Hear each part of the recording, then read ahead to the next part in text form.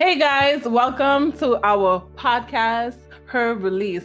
I'm so excited to be able to come on here and talk with my girls. I got Riss with the facts. Hey, Riss.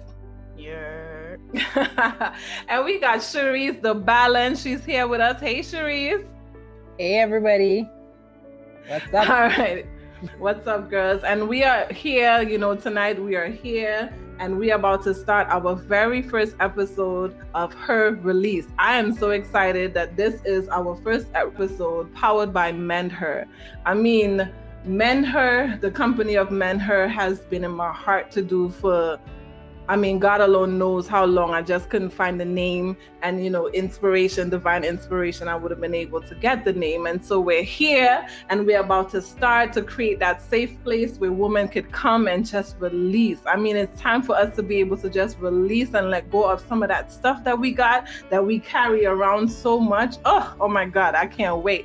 So let me just tell you a little bit about Mend Her. What is Mend Her? It's been the question on everybody's heart and their minds. What is Mend Her? Mend Her is just designed, it's a company designed to create a safe space for women to be able to come and interact and just tell their stories without judgment, without anybody just just looking at them differently. Ain't we tired of that, girls? Like, Rissa, what you feel about that? Like, not being able to talk about your story, just coming on and just wanting to have that place where you can just let go and just talk about it. Nobody don't know who you are, you know what I'm saying? You just be able to talk and just tell your story. Like, how you feel about that?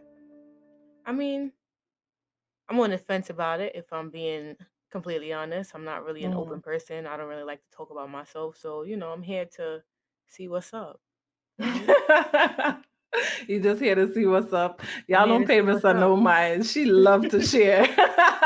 And Cherise, how you feel about that? Like, we finally have a place that we could just come and talk and connect. We do this all the time, right? We just talk about it. We call each other when we meet up, we talk. But now we're actually creating a safe space for women to be able to come and just talk or even listen and heal. So how you feel about this? Her release. Our first podcast, Her Release. It's amazing to know that we have a space that we could share and share it with everybody so that they could heal or even try to heal or even talk about it. So creating a safe space for healing is important. I might not be ready just like Rissa because I'm also very private, but the only way for other people to heal is for you to share your story, for them to know that they could be with somebody, they could share their experiences with somebody. So this is amazing. Yeah, I feel that. Whilst we're here, for me, I am the CEO and the founder of Mend Her, and just being in that place, like you just said it, not being in a position where you're comfortable to talk about your stuff or to be open to, who wants to? These are the things that we carry in our hearts and we don't talk about. So that in itself will never be an easy thing for us to do. But with being a life coach and also having my own story and going through my own stuff and wanting to talk, but also being in that place where I'm so afraid to talk about it. And then it was like, why are you afraid to talk about your stuff? Why don't you want to talk about your stuff? And I know it has a lot to do with the things that may have happened in my life, probably not being able to be heard or listened or asked. Nobody really used to ask, are you really okay? Or what's going on with you? It just used to be a thing. So not having that was always difficult for me. So whilst I would sit there and I'd be like, yeah, I want to talk, but I just don't know how, and knowing what that would have done to me in terms of depression and anxiety and all the different things that comes with it. I'm like, nah, this can never be okay. And so seeking out on my own self-awareness, self-development thing that I had to do for myself, I started to realize the blessing in being able to touch in those areas that you're most afraid of, because it's poisonous, So that's why I was like, listen, God, I have to do something. There's so many stories. I hear so many stories. So many people come to me every single day in the salon. They just randomly call me. They hit me up on Instagram, direct message, and they just have stories and stories, nobody to talk to. And they just felt that they can come to me. And I never understood why, but now I do, because this was God saying to me that you have the calling to be able to encourage because you have been there and you know what it's like and you are on the other side of that. So now it's time to start talking about it because we need to heal. Because in order for us to really be our best selves, we got to really heal and we got to talk about it and we got to be our most truthful self. I mean, most of us are walking around here living a lie and trying to pretend and create stories, for ourselves or facades and putting up face masks just trying to be okay. But that got to stop. Like for me, I want to really be okay. When you ask me, Candice, how are you? When I say I'm good, I really want to be good. I don't just want to, and if I'm not okay, I don't want to feel, most times, we say we're good because we feel like if we say we're not good, then people are going to look at you a certain way, or if you're the strong one or whatever it is that, that negative connotation that comes with it. I don't want to be fearful of that anymore. So I'm going to say it. I ain't good. And when I'm good, I'm going to be good, good. All right. So, I mean, I'm excited. I'm really excited that this is our first episode. I mean, her release, the name in itself says it all, where so many women are about to come on in the episodes to come, where they're going to come on. We're going to have some guest speakers and even ourselves. We're going to talk about our story and just give a place for her to release. So welcome hers. I'm excited. We have Riss with the facts. Like Riss with the facts. She is a factual person. Let me tell you something. This girl, I don't know what it is. I feel like she got a research brain that she's able to just talk about her life experiences or talk about things from life. And she flows like a computer. Like when she starts to bring those facts, I'll be like, oh my God, I didn't even know that. That's so true. So I'm happy and I'm so excited to have you here with us, Riss with the facts. Y'all better get used to that name because I'm telling you, she about to drop some jewels on us, okay? And Sharice the balance. I mean, this girl is a blessing. I'm telling y'all about to hear. So we're about to, talk about our very first topic. I mean, it's a time where we're starting to see this happening all over, where people are talking about it more. This topic is near and dear to my heart because I would have experienced something like that. And in recent times, Chrissy Teigen, John Legend's wife, who would have experienced our topic that we talked about. And the topic that we're going to talk about today is coping with grief after losing a child. And, there's so many women now that, in recent times that has happened, you're hearing so many more stories. And it would have touched me in a different place because I would have experienced that. And I never really talked about it. But before I do, I mean, I want to bring y'all in, like how y'all feel about that. Like, I know that, I mean, neither of y'all, I mean, I don't think so, unless y'all be hiding stuff from me. I don't know. But I mean, like, has any one of y'all ever had an experience like that or know someone that would have had an experience of losing a child and going through the grief and the suffering, seeing it, witnessing that? Like, what was your experience like, or have you ever been around anybody like that? Yes. The first example that I know of is obviously you. You lost your daughter. And my second example is actually my stepmother. She actually lost her daughter as well. So, people may think it's not that common, but it actually is. Yeah. Yeah. I mean, you said that you would have known, but did you actually see, your stepmother? Because when I went through it, I wasn't around you, So with your stepmother, like what were some of the effects? Like what were some of the things that you were able to identify in her that you witnessed throughout that time? I witnessed a lot of sadness. There was grief there. Because I mean, losing any kind of human being is really like traumatic. Um, and I would say, I guess she was blessed in having a infant already. So my other little sister, Skylar, was already about a year or so. So she kind of had that to lean on, but it was still, very traumatic. I personally didn't really, at the time, I wasn't aware of any kind of like depression or anything like that because, I wasn't aware of what depression may look like. So, you know, I never even asked her like how she felt about it or if she was depressed or anything like that. So, you know. Yeah. Yeah, and it doesn't really have much signs, right? So Sharice, what about you? You know anybody, or what do you think? Like, how do you feel? Like, if that was to happen to you, like, how do you think, you would deal with something like that, knowing yourself? Well, I actually did have a miscarriage, but I didn't know I was pregnant. So Wow. it's something different because I didn't have to have that feeling. I didn't get that feeling of, oh my gosh, that joy of knowing. Mm, So I didn't know. So when the doctor did tell me, well, okay, you're having a miscarriage, it was like, okay, you know. So I didn't really go through any grief or anything like that. One of my friends actually, she had a miscarriage one when I met her, when I knew her, when we were talking, and she actually had three more while we wasn't speaking. Oh my She gosh. lost, she lost, wow. she lost a twin, and then she lost another child after that. And Wow. we recently connected again, and we recently started back speaking. And every time she talks to me, my heart breaks. And there's nothing I realize when you go through trauma like that, there's really nothing you could tell that person because you don't feel what they're feeling. You don't know what they're going through mentally.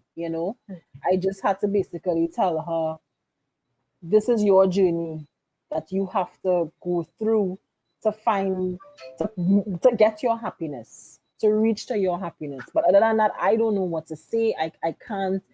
What can you say to somebody like that? What can you tell somebody who has been through multiple miscarriages and seeing people around them having babies? And what can you tell them? How can you make them feel better? But just be there for them, because it's something hard that you go through. So other than that, I as a balance from a balanced outlook, you just have to be there.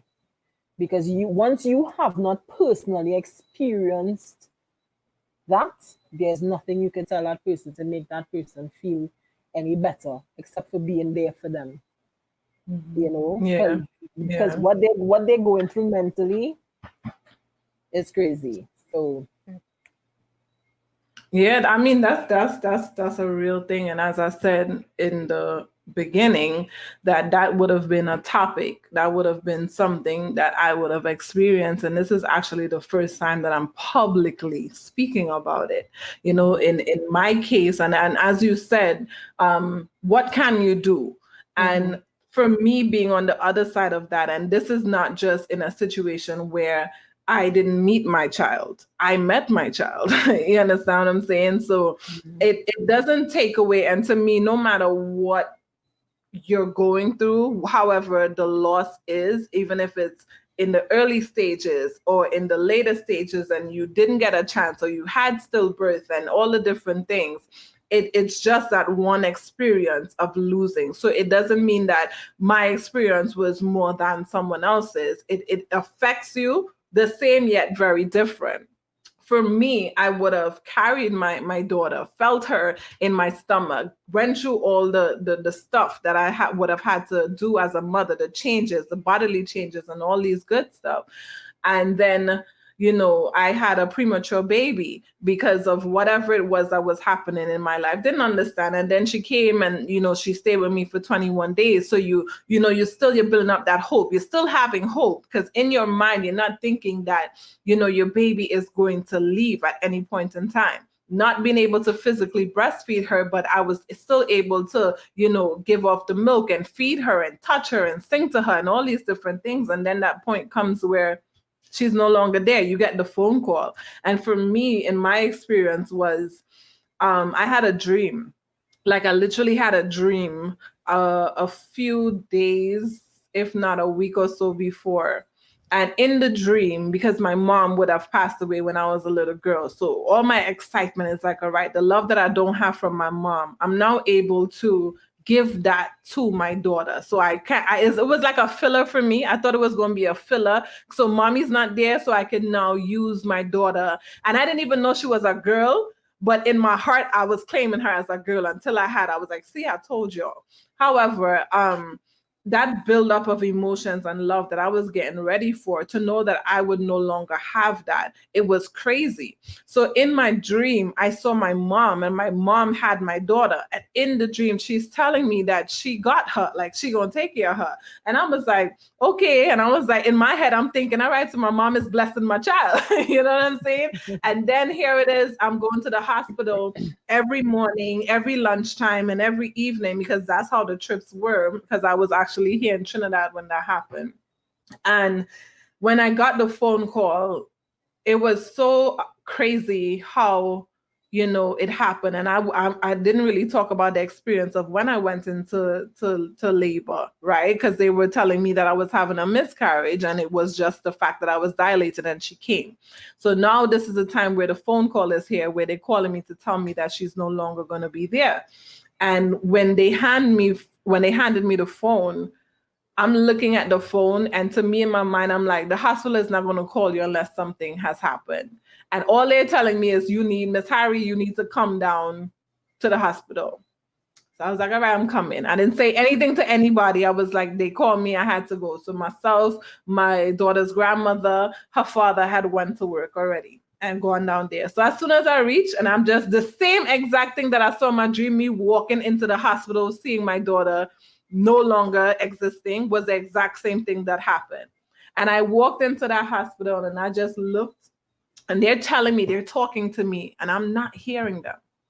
Like, all I'm hearing is, my daughter's gone. I don't care. Don't tell me nothing. I don't want to hear you. Y'all killed my child. That's how I felt. I felt like if the doctors killed my child, you know, and not taking into consideration all the different things that premature babies would have went through, and all, you know, all the stuff that happens. But in my head, psychologically, it was that y'all killed my child. Just give me my child.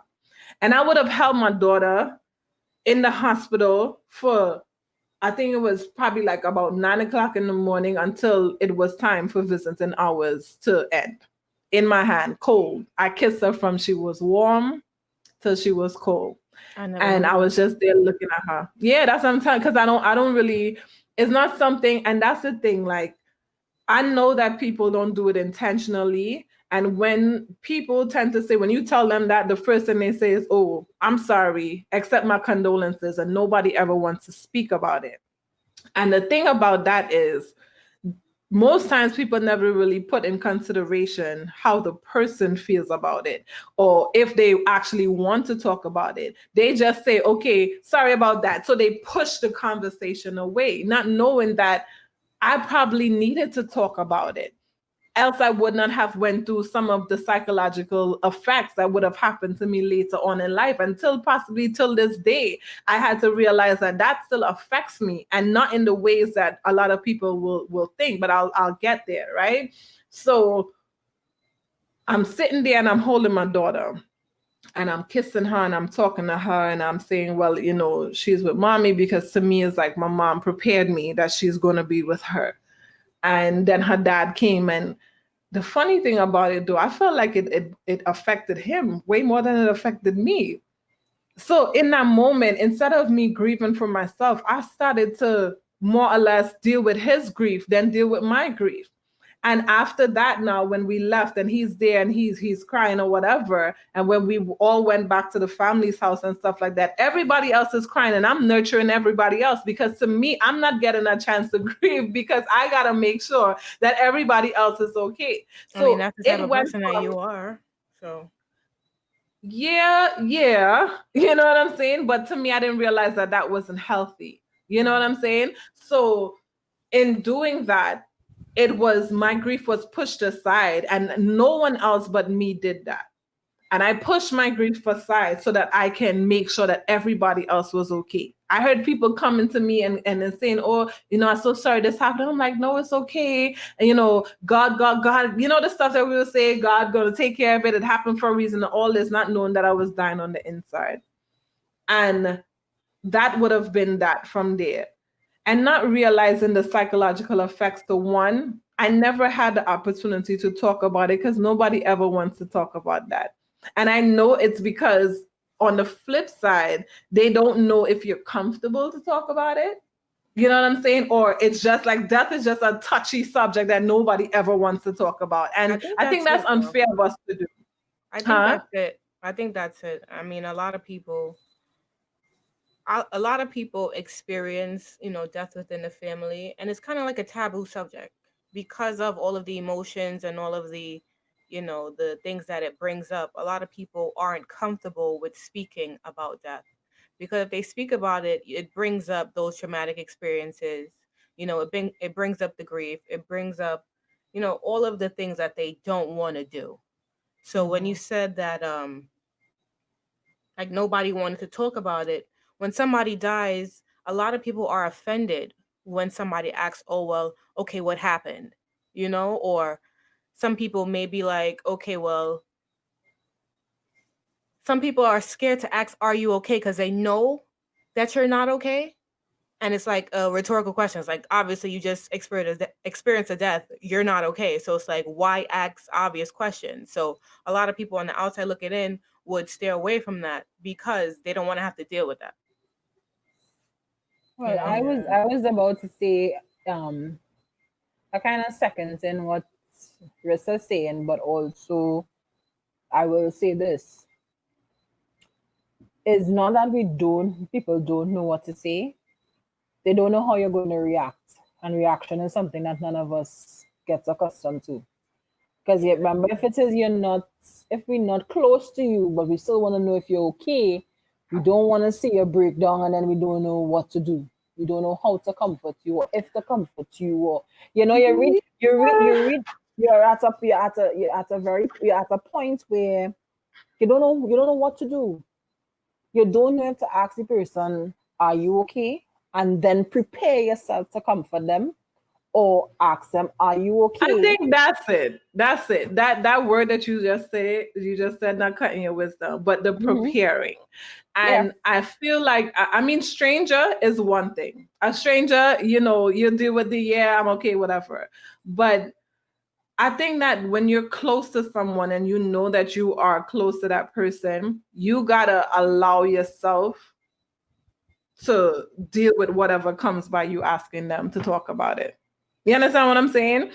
To just be okay with that and not focus on your fear of what might happen, and focus more on the person that, okay, whatever she says, I'm gonna be all right with it. You understand? Because I know that however she does it, this is possibly what she would need in that moment. You we would understand what I'm saying? we would like to think that people know what to do. Your closest family know what to do, but in actuality, they don't.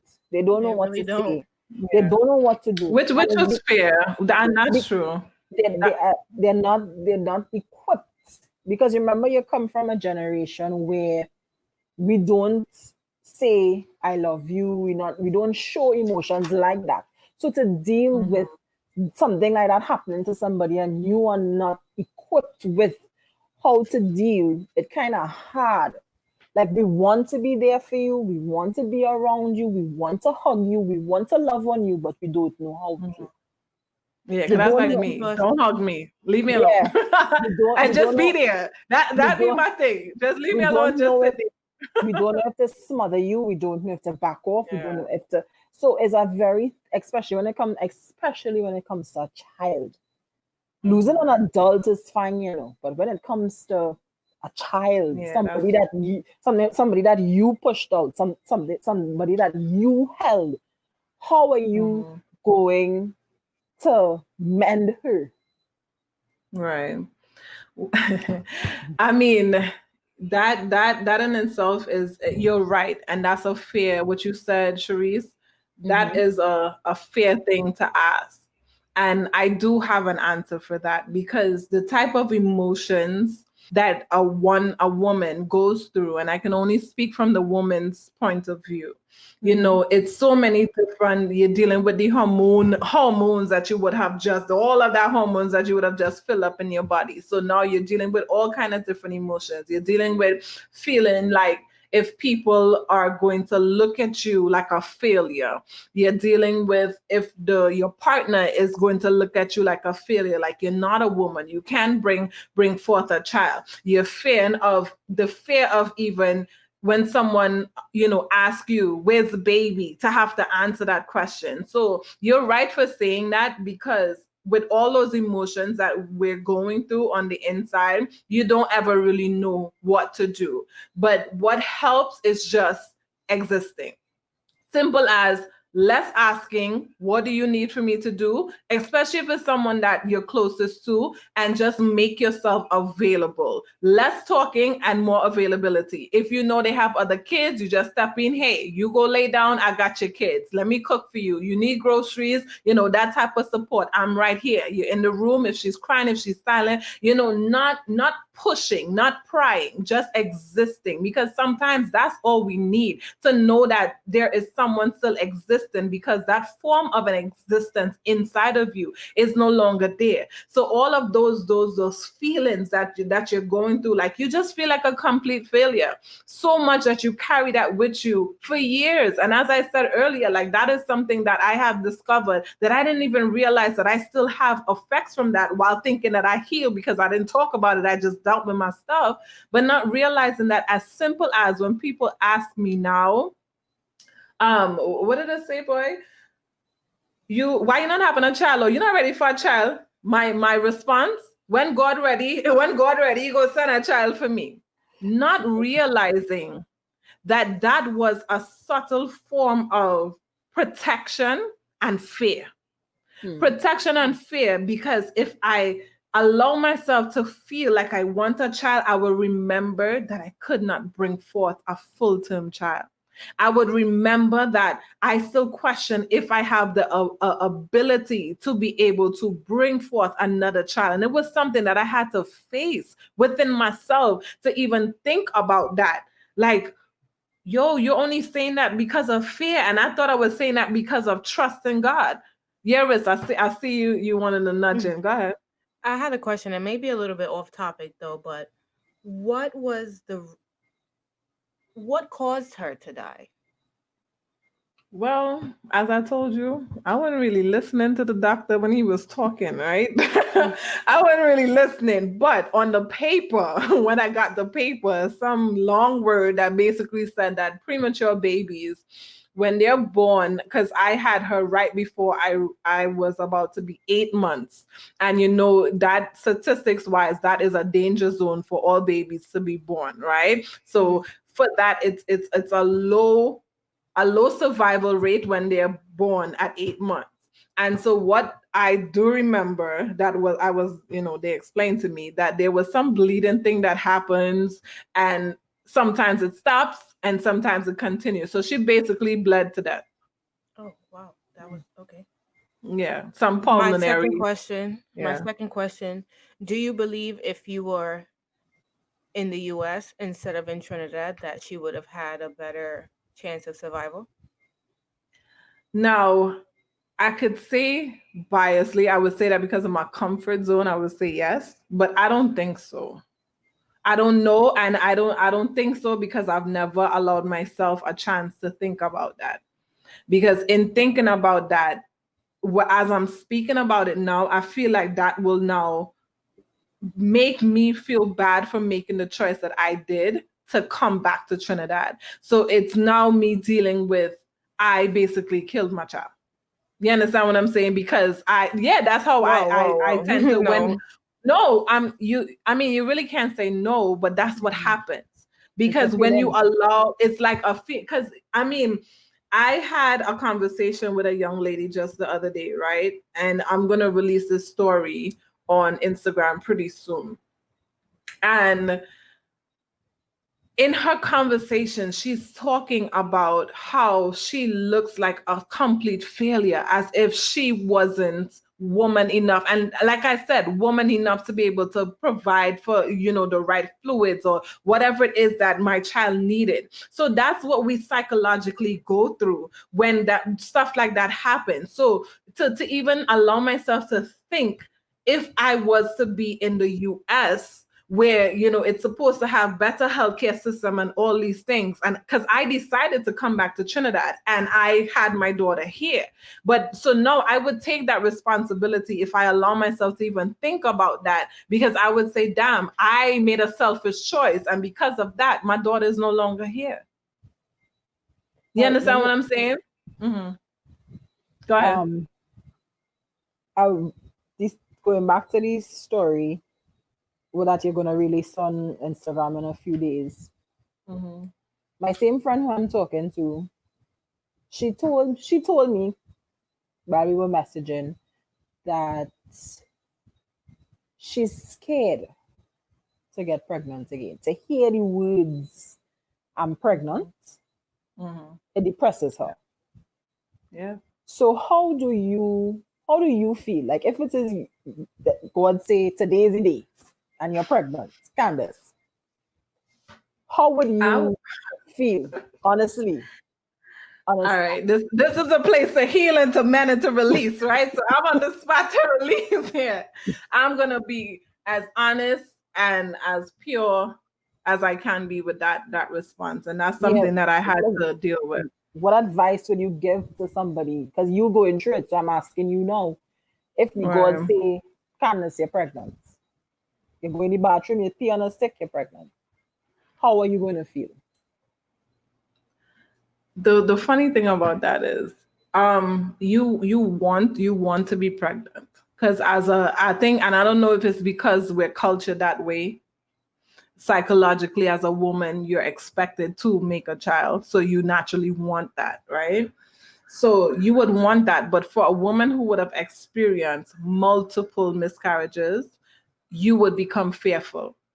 So you would no longer enjoy your pregnancy, because every day you will be on edge. And now that's not healthy, because you're not relaxing, you're stressing, and all the things that will come along with that. So you would actually stress yourself into bed rest or whatever it is, because you're psychologically nervous, like something's going to happen, something's going to happen, something's going to happen, because of that continuous experience. So the anxiety that is built with that in your mind takes away from your joy of pregnancy. So you're only in a place of fear. And that is something that you would have to work on in terms of counseling, in terms of seeking some extra help to talk through that, because that is a process that, one, you have to be accepting to say, hey, this is a fear of mine, this is anxiety, this is, something that I need to work through, and then work on the steps to get to the other side, because that's the only way that you can do that. Now, for me, I would not have had miscarriages. I think I would have done what you call avoidance.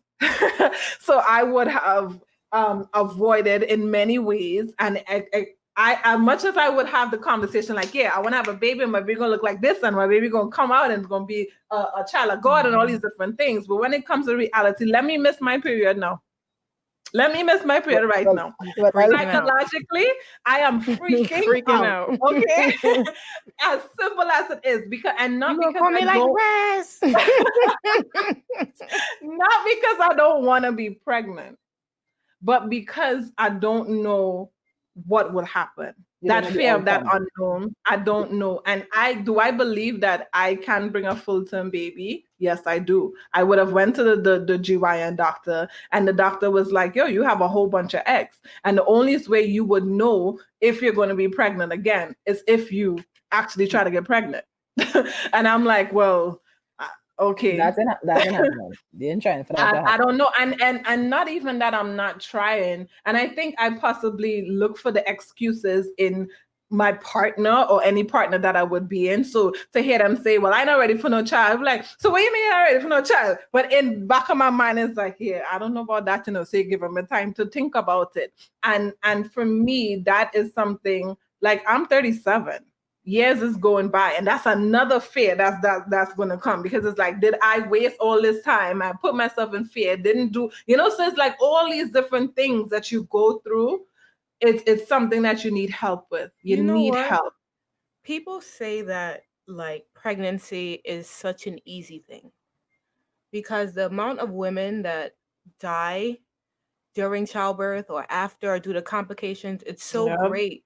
that it's not like people don't think about it. Like obviously we think about, the joy of having a child, but that 9 months of carrying that child and the risk and people, women having high risk pregnancies and, premature birth, those are all common things that, people don't necessarily talk about when they are talking about having kids. And it's crazy. And these are things that we definitely have to talk about because there are people that are scared. They don't want to go through that. Having a child is a blessing by all means, but that is scary as shit. Knowing that there is a possibility, especially as a Black woman, being that Black women are statistically more at risk for a high risk pregnancy, more at risk for dying during childbirth, more at risk for having premature pregnancies. It's scary. Yeah, it's scary, and that's something that we definitely have to talk about. And then especially here in the US, Black women are typically, especially now it's more coming to the light where you hear Black women aren't necessarily listened to when they go to a doctor, especially here in the US. Majority of the doctors are white people, Asian people that don't look like us. So they laugh at us. Yeah, they look at the Black woman and they say, "Oh, well, you're strong," or like they try to invalidate our pain, not knowing that the pain that we go through is real. So I know I have that fear though. I have that fear. So I know what Rista's saying, because when the doctor told me if I get pregnant, there's a chance that I could have a high risk pregnancy. I was like, oh, okay. So yeah, now I get pregnant. I have a big problem with that. I have a serious problem with that because I would have experienced my friend from high school for years. They told her that she could not have a child, that she would not be able to carry a child, that she had all these different things. She has a 5 to 6 year old daughter right now. You understand what I'm saying? They didn't say I can't have, They said I could. No, but for her, they told her that she can't have, and there's so many doctors that are telling women that out there that you can't have as soon as like endometriosis, whatever it's called. Endometriosis. Like as soon as you have that, they tell you you're gonna have complications with this. And like for me, it's funny you say that. It's funny you say that. I know a girl who I think she's about a year older than me. And a couple of years back, she found out that she had endo. And when you have endometriosis, they say that you cannot have kids, like you said. Yep. And she has a beautiful daughter that's like 2 or 3 now. Yeah. You understand? So it's so crazy. As much as doctors are amazing, they have their positions, and we are grateful that they're there to heal and to try to bring some sort of peace for whatever it is. They are not God. And that's not at all. Ending of it for me. They are not God. But to me, you know what? Before you even get into that, I'm sorry, but that's why it's so important for Black people to become doctors, because as we talk about it now with the whole Black Lives Matter movement and more racism and stuff comes to the light, we have to understand that there is a certain level of bias within the healthcare system. These white, Asian doctors, they look at us as less than still. So that kind of bias will translate into our diagnosis, which is why I would always recommend a Black woman or a Black man to go to a Black doctor, because they can actually understand, like, okay, if I say something is wrong, they're going to really put their all into it and find out what is wrong and not make you feel like, not make you doubt yourself or feel like you're less than. But carry on. You see what I mean? I'm telling y'all, this risk with the facts. She be coming with the facts. I didn't even start spitting any facts yet. This girl, let me tell you something. What you said was more than enough, because it is true, and it is something that we really need to talk about. And whilst, this is in recent time where we have, John Legend's wife going through something like this, where she has to now go through that whilst other celebrities are celebrating their births of children. You understand what I'm saying? So that in itself is like really crazy. However, this has been happening for years, and we are no longer going to put a lid on it. We are uncovering the lid. I have made the choice to say, listen, I am going to release. And whilst it is fearful, it's a fearful experience, but the whole mission behind her release is to mend. And I have made a commitment to mend that fear. I have made a commitment to understand that anxiety is associated with the fear of becoming pregnant again, right? I will have anxiety. I will be fearful. And there are many women out there who are experiencing that too. But what I will say to you, that it is totally normal. Just be open to doing the work to now get your mental health with dealing with the situation for wherever you're at. Just be open with it. Allow yourself a chance to be open with it. And if you feel like you cannot do it on your own, seek out a family member, seek out a friend, look at the children, because some people might lose, like she did. She lost, John Legend would have lost a child, but she has two other children. So sometimes you can use your kids to pour all that love and all that endorphin and that whatever it is that was built up inside of you, of your maternal instincts, you can pour that love into your children. But there are those like myself that would not have other children to pour that into. So you now deal with just going through all the different psychological things of feeling less than. But I'm telling you that there is another side of it to go. Like you can get to the other side. Even if it's like it's too much, like to your friend Sharice, I would say let it go. Let it go in terms of you're thinking of what can I do? Find a place, or if not, someone that you can talk to be able to let them know, one, how you are feeling. That person that would not judge you, that person will not tell you these cliche things that would be like, oh girl, don't worry about it, it's gonna be okay. No, you don't want to hear that. You want to be able to have a space to let it go. And this is why Her Release is here. We hear you, sis. We are here with you. We feel you. I feel you. Riz feels you. Sharice feels you. And you can heal. Just be open to it. Just be open to getting to the other side. Remind yourself that you did nothing wrong. I had to remind myself that I did nothing wrong. I was not responsible for what happened. It happened. Okay? And take your time to grieve. Don't be afraid to grieve. Go through whatever it is grievance looks like to you. Go through it. But just allow people. Alone. You are not alone.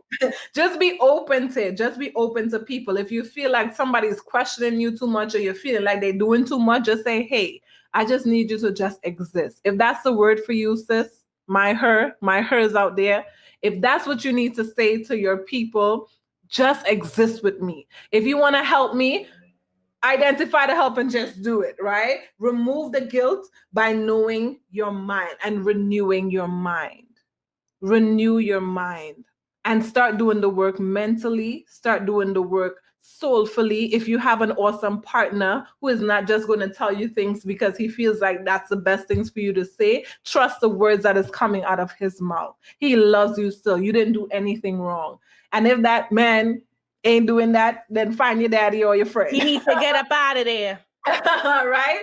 But I'm saying you can only heal through support, and you can only heal by being willing to want to get to the other side of this. And this is why we have chosen this. Like, this is a place where we're really going to mend. We're going to be open. We're going to be, show that there is another side. And I'm telling you, there is another side of it. I am at the other side. And to me, my last step to getting fully freed from the mental grief, the emotional destruction that I would have went through psychologically, was now no longer being afraid to use whatever God chooses is going to happen. No, I have to be able to say what it is I want and be open to it. And just like everything else in my life, I was able to speak and it happened. And if it doesn't happen, I need to find the courage to be okay. And if it does, I need to find the courage to be okay, but not because I'm afraid to say that I want to be a mother. Period. That's where we're at. Period. Right? Period. So, guys, I mean, this is amazing. I don't know if y'all have any last words. Riz with the facts. You got any real quick facts that you want to be able to give to us, like to let the ladies know that they are not alone? Whatever you want to say to them. Sharice, let's get some last words. Okay, so as far as quick facts, based off of the March of Dimes data, white women have a premature birth rate of 8.9% compared to 13.4% for Black women. Wow. African American women have 2.3 times the infant mortality rate as non-Hispanic whites. African American infants are 3.8 times as likely to die from complications related to low birth weight as compared to non-Hispanic white infants. So, moral of the story, find yourself a Black doctor. Please. Please. Yes, definitely. Sharice, let's get some last words with your balancing. Balance out this session. Balance it out by saying, talk to somebody. Get somebody close to you and release it. Allow them to take a little bit of your burden. That's the best thing I could say. Yeah, that's it, guys. All right, guys, thank you so much for joining me tonight. Thank you guys for listening in. This is Her Release, powered by Men Her, our very first episode. Stay tuned for episode 2. We're going to come through. We're going to like, share, follow us on Instagram. That's men.her on Instagram, our website. All these things will be coming soon. But until then, I'll see you next time. Bye. Later. Bye.